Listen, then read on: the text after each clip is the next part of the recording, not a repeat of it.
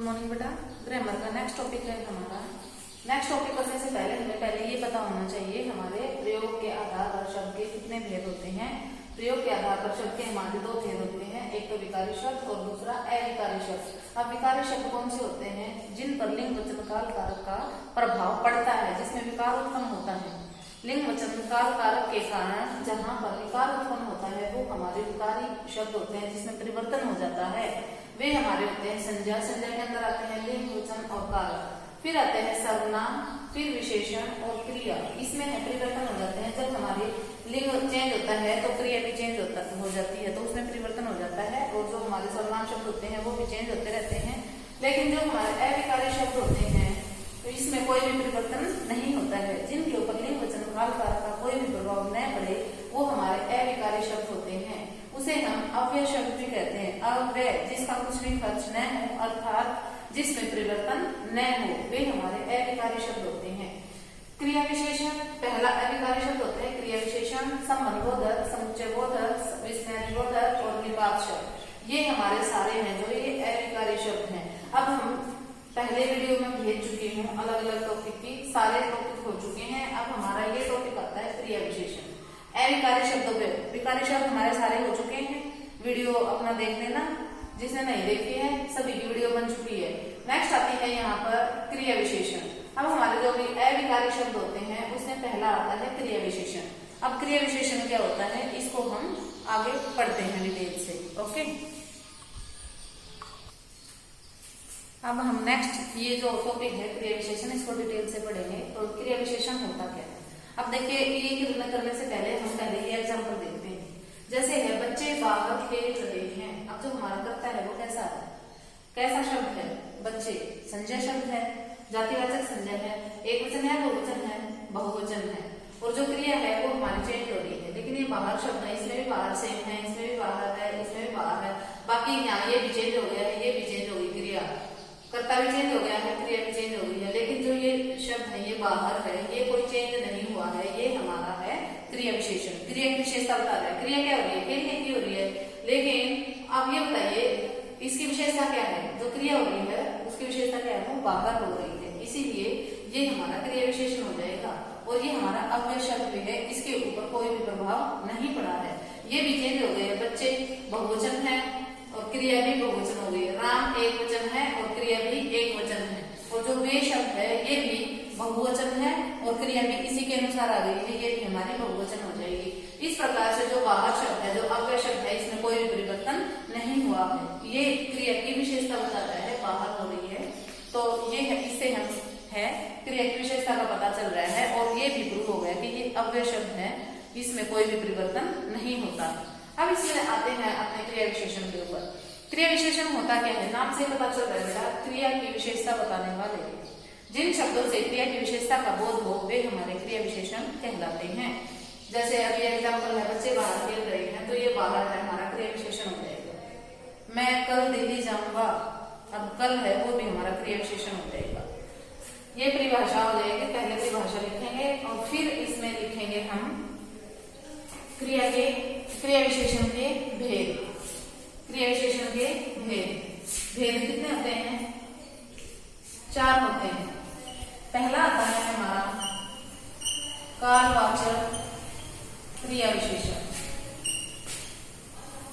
बार बार लिखने हैं कालवाचक। दूसरा है स्थानवाचक। तीसरा है परिमाणवाचक।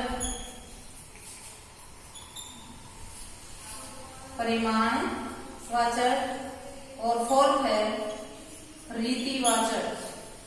रीतिवाचक क्रिया विशेषण। देखिए बेटा नाम में ही इसके आंसर छिपे हुए हैं। काल, काल क्या होता है? समय। ओके, क्रिया के जिस रूप से क्रिया के समय की विशेषता का बोध हो उसे कालवाचक क्रिया विशेषण कहते हैं।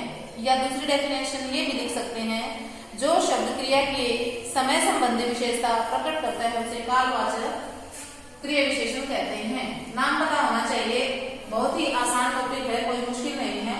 और इसकी पहचान भी बता दूंगी मैं कि कैसे पता चलेगा ये कालवाचक है ये स्थानवाचक है, ये परिमाणवाचक है और ये रीतिवाचक है। इसमें पहचान से ही पता चल जाएगा, डेफिनेशन रटने की जरूरत ही नहीं है।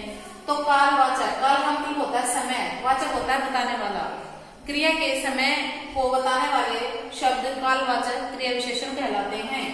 जैसे मैं अभी आया हूं, मैं अभी आया हूं। कब आया हूं? अभी। क्रिया क्या हो रही है? आने की। और अभी हमारा क्या हो गया है? क्रिया विशेषण हो गया है। क्रिया विशेषण कब आया हूं, कब लगाने से जो आंसर आएगा वो कालवाचक क्रिया विशेषण होता है। जब हम समय का पता लगाते हैं तो क्या लगाते हैं? कब। कौन सा प्रश्न सूचक शब्द लगाते हैं? कब। कब लगाने से जो उत्तर आएगा वह कालवाचक क्रिया विशेषण होगा। मैं परसों दिल्ली गया था। कब गया था? परसों। तो परसों हमारा क्या हो जाएगा? कालवाचक क्रिया विशेषण। वह 10 साल से दिल्ली रहता है। कब से रहता है? 10 साल से। तो 10 साल भी हमारा कालवाचक क्रिया विशेषण हो जाएगा। ठीक है, बिल्कुल आसान है, कोई मुश्किल नहीं है। कौन सा प्रश्न सूचक शब्द लगेगा? अभी बताया है, अपना माइंड में रिवाइज करें। सेकंड आता है स्थानवाचक। स्थान होता है जगह, वाचक होता है बताने वाला कि कोई भी काम हुआ है वो किस स्थान पर हुआ है। स्थान संबंधी विशेषता बताने वाले शब्दों को स्थानवाचक क्रिया विशेषण कहते हैं। कोई भी काम हुआ है उसके स्थान संबंधी विशेषता बताने वाले शब्दों को स्थानवाचक। जिस क्रिया विशेषण से क्रिया के होने के स्थान का ज्ञात होता है उसे स्थानवाचक क्रिया विशेषण कहते हैं। जैसे है बच्चे बाहर खेल रहे हैं, बाहर जगह कहाँ खेल रहे हैं? किसी भी स्थान का पता लगाने के लिए हम कौन से प्रश्न सूचक शब्द का प्रयोग करते हैं? कहाँ का। इसीलिए ये अब कहाँ लगाने से जो उत्तर आएगा वो हमारा कौन सा होगा? स्थानवाचक। बच्चे ऊपर खेल रहे हैं। अब कहाँ खेल रहे हैं? ऊपर। तो ऊपर आ गया है हमारा कौन सा है? स्थानवाचक क्रिया विशेषण। मैं दिल्ली गया था। कहाँ गया था? दिल्ली। दिल्ली भी स्थान हो गया है तो वो भी हो जाएगा स्थानवाचक क्रिया विशेषण। बच्चे बेंच पर बैठे हैं। बेंच भी तो स्थान हो गया है। कहाँ बैठे हैं? बेंच पर। तो वो भी स्थानवाचक क्रिया विशेषण हो जाएगा। बिल्कुल आसान है। कब लगाने से जो उत्तर आएगा, कहाँ लगाने से जो उत्तर आएगा। कब आएगा? कालवाचक। कहाँ आएगा? स्थानवाचक। और नेक्स्ट आता है परिमाणवाचक। परिमाण का मतलब होता है मापतोल। परिमाण का मतलब होता है मापतोल। जो शब्द क्रिया की मापतोल संबंधी विशेषता का बोध कराते हैं वो परिमाणवाचक क्रिया विशेषण कहलाते हैं। जैसे कम बोलो, कम बोलो। क्रिया क्या है? बोलने की। उसकी विशेषता क्या है? फिर कम बोलो। तो यहाँ पर ये हमारा क्या हो जाएगा? परिमाणवाचक क्रिया विशेषण। कम। कितना बोलो। अब मापतोल का पता लगाते हैं तो कौन सा प्रश्न सूचक शब्द प्रयोग करते हैं? कितना, कितने, कितनी। तो कितना बोलो, कम। तो ये हमारा क्या हो जाएगा? परिमाणवाचक क्रिया विशेषण। अब कहाँ लगाने से किसका पता चलेगा? कब लगाने से किसका पता चलेगा? कौन से क्रिया विशेषण का पता चलेगा?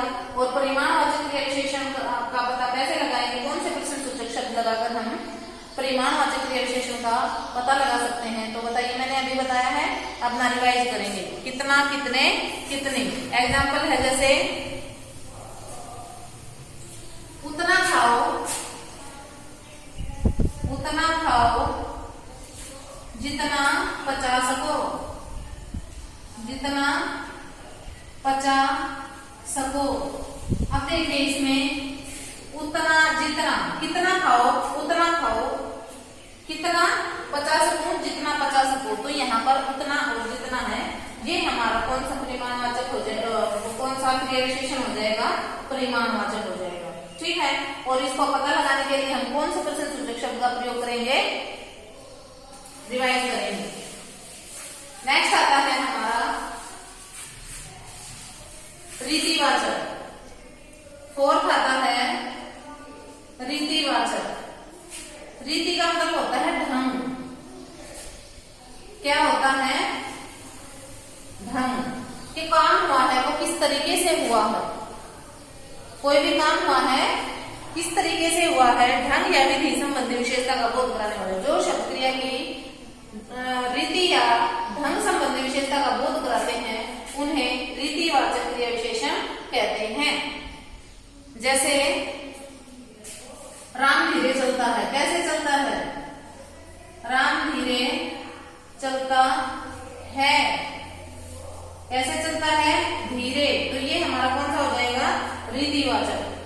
अब देखो मैंने इसमें पहचान बताई है, कब लगाने से कालवाचक का पता चलेगा, कहाँ लगाने से स्थानवाचक का पता चलेगा, कितना कितने कितने लगाने से परिमाणवाचक का पता चलेगा, और कैसे लगाने से रीतिवाचक का पता चलेगा। लेकिन इसमें एक इम्पोर्टेंट बात और बताती हूँ, जो मोस्ट इम्पोर्टेंट है, उस बात का ध्यान रखेंगे कि कैसे लगाने से कई बार रीतिवाचक का आंसर नहीं आता है, लेकिन इनका कब, कहाँ और कितना कितने कितने लगाने से इनका आंसर आ जाता है सभी का। लेकिन कैसे लगाने से रीतिवाचक का पता नहीं लग पाता है कई बार। तो इसके लिए एक नोट ये डालेंगे कि कब, कहाँ और कितना कितने कितने लगाने से यदि आंसर आ जाता है तो वो तो ये हो जाएंगे तीनों पार, और ये लगाने से आंसर नहीं आता है तो वो रीतिवाचक मान लिया जाता है। या इसको आप ऐसे भी बोल सकते हैं कि जो क्रिया विशेषण कालवाचक, स्थानवाचक और परिमाणवाचक नहीं होते उन्हें रीतिवाचक क्रिया विशेषण मान लिया जाता है। कब लगाने से आंसर आ गया तो कालवाचक हो गया, कहाँ लगाने से आंसर आ गया? स्थानवाचक हो गया, कितना कितने कितने लगाने से आंसर आ गया? परिमाणवाचक हो गया। यदि तीनों में से कोई भी लगाने से आंसर नहीं आता है तो उसे आंख मत करके रीतिवाचक मान लेते हैं। इसमें मेन इंपॉर्टेंट बात ये थी।